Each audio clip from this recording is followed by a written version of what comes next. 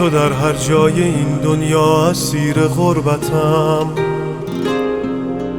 تو که از اول به دلتنگی ندادی عادتم. از همان روزی که از شهر خیالم پر زدی، از همه دنیا گرفتی و شدی هم صحبتم.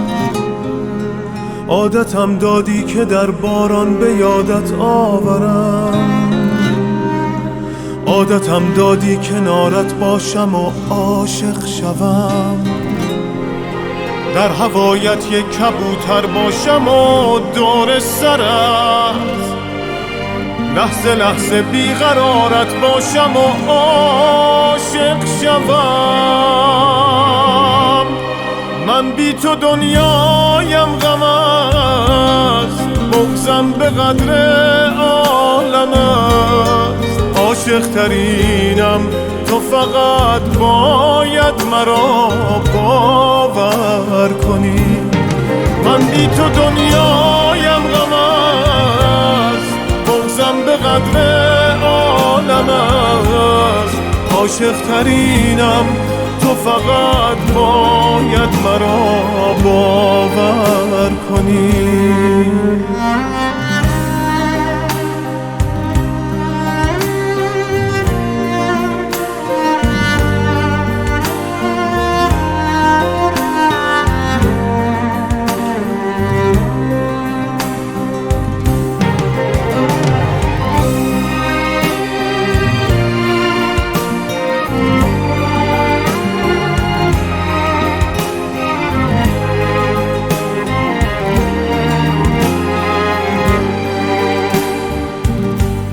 من صدای خنده‌ات را در کجا پیدا کنم؟ در زمین جاری شوم یا در هوا پیدا کنم؟ با غریبی خو گرفتم بی تو، اما عشق من کجای این جهان یک آشنا پیدا کنم؟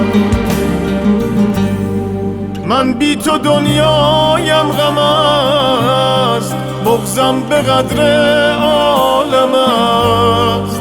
عاشق ترینم تو فقط باید مرا باور کنی. من بی تو دنیایم غم است، بغضم به قدر عالم است. عاشق ترینم تو فقط باید مرا باور کنی.